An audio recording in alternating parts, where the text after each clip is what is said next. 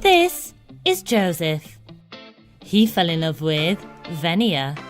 Joseph has a rare condition whereby he was born without a jaw or a chin, which left Venia originally having doubts.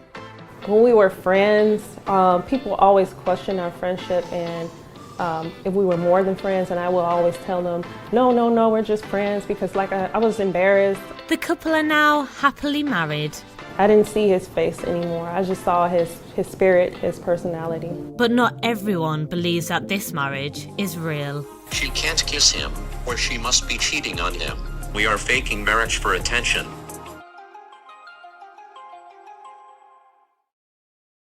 Today we're doing pancakes.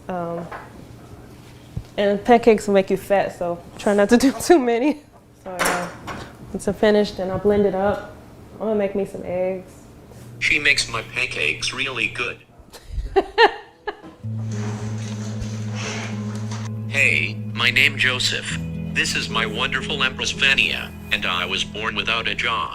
Me and my husband Joe, we've been together for 2 years. When I first met Joe at work, I seen him walk into the building, and it was early in the morning. And when I saw Joseph, I was thinking to myself, am I really seeing this? Because like I said, it was early, and I'm like, am I really seeing what I'm seeing?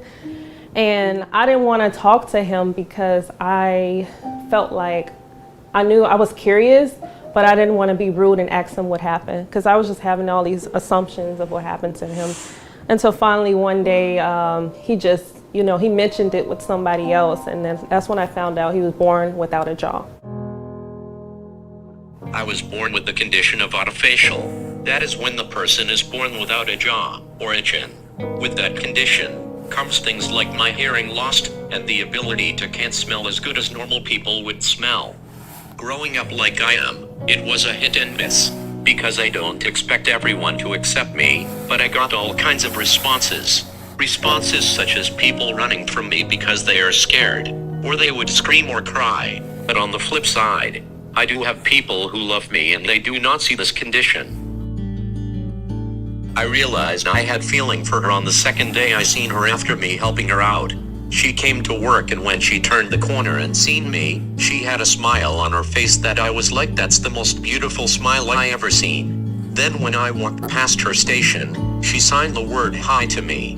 I was teaching her sign language a little, but the way she did it made me feel some kind of way. I have never dated anyone with a disability before. Joe is the first person I've met with a disability. When we were friends, people always questioned our friendship and if we were more than friends, and I will always tell them, no, we're just friends, because I was embarrassed, I was ashamed.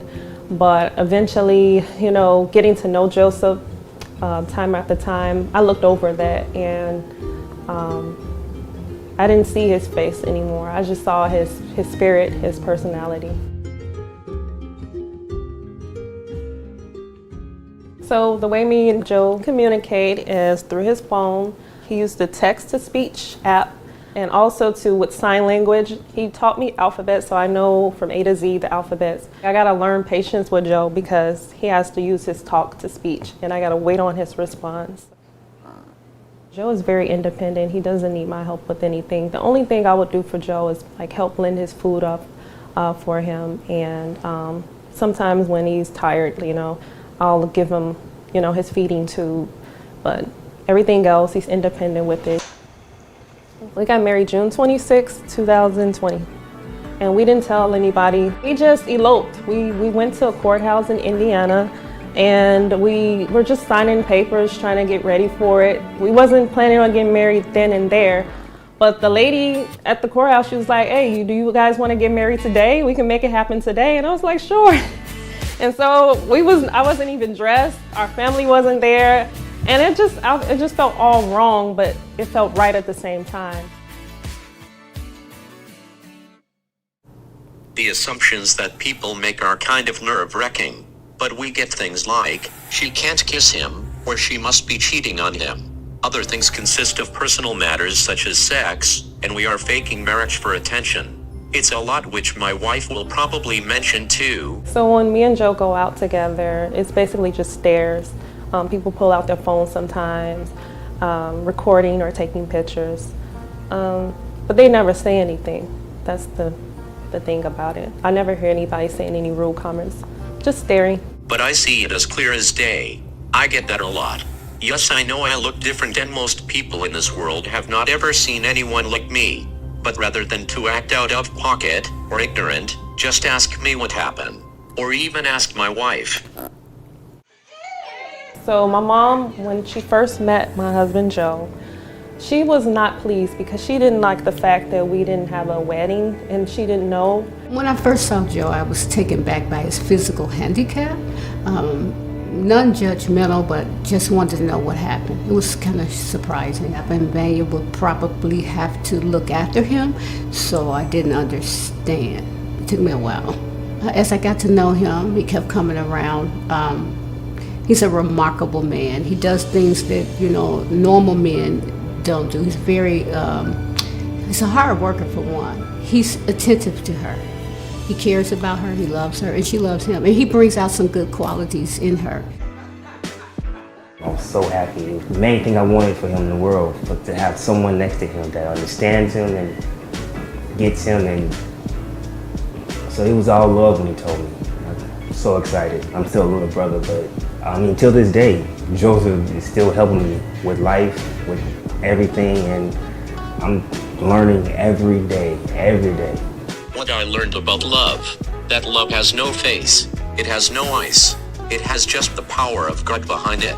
If love is really there, you will adapt to whomever you are with and it won't be a fight to accept them for who they are. That's what I learned about love when I am with Vania.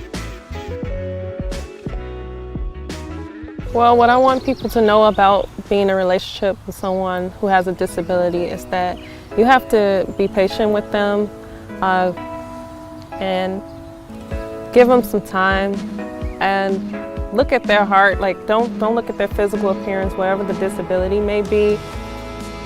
Don't take it as, oh, this is gonna drain me or this is gonna make me tired. Just look at it as you're helping someone, and when you help someone become better in life, then it transfers over to yourself. I want people to understand whether they are disabled or not. Stop looking at the physical, because you just may be missing your blessings.